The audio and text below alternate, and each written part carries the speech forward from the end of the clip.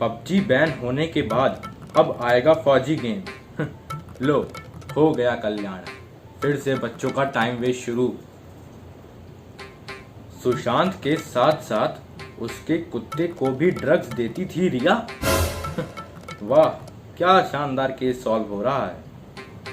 कंगना ने भरा US president के चुनाव के लिए नॉमिनेशन। कुछ भी छाप देते हैं आजकल।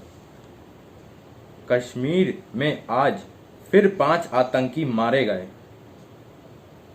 सही किया, इन मुस्लिमों के साथ तो यही होना चाहिए। हाँ, सही कह रही हो। पूरा देश बर्बाद कर रखा है इन लोगों ने। पापा, आप ऐसी बातें क्यों कर रहे हैं? अरे क्यों? ऐसा क्या गलत कह दिया मैंने? गलत ही तो है। सिर्फ 2-3 आतंकियों के कारण आप तो पूरे धर्म को ही गलत कह रहे हो। अरे मैंने सही ही तो कहा है। सारे आतंकी मुस्लिम ही होते हैं। नहीं पापा, जो व्यक्ति आतंकी बन गया वो तो अब धार्मिक बचा ही नहीं।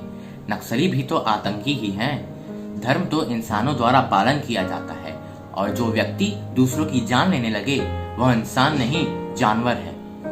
पर वो नहीं पापा, आप ही ने तो मुझे हमेशा समझाया है कि हमें कभी भी किसी से भेदभाव नहीं करना चाहिए, कभी भी किसी को नुकसान नहीं पहुंचाना चाहिए, और हमेशा दूसरों की इज्जत करनी चाहिए। हाँ बेटे, आप ही ने मुझे बताया है कि हम सब के लिए हमारा धर्म तो एक जीवन जीने की शैली है जिसे हम अपनाते हैं और उसका पालन करते हैं। जैसे कि मैं हिंदू हूँ और मुझे इस पर गर्व है, उसी प्रकार बाकी धर्म जैसे इस्लाम, जैनिज्म, बुद्धिज्म और सिखिज्म है, हमें उन पर भी गर्व होना चाहिए, क्योंकि हम एक साथ मिल बांट कर रह रहे हैं और आगे बढ़ रहे हैं। आजकल हर जगह तो बस यही चल रहा है।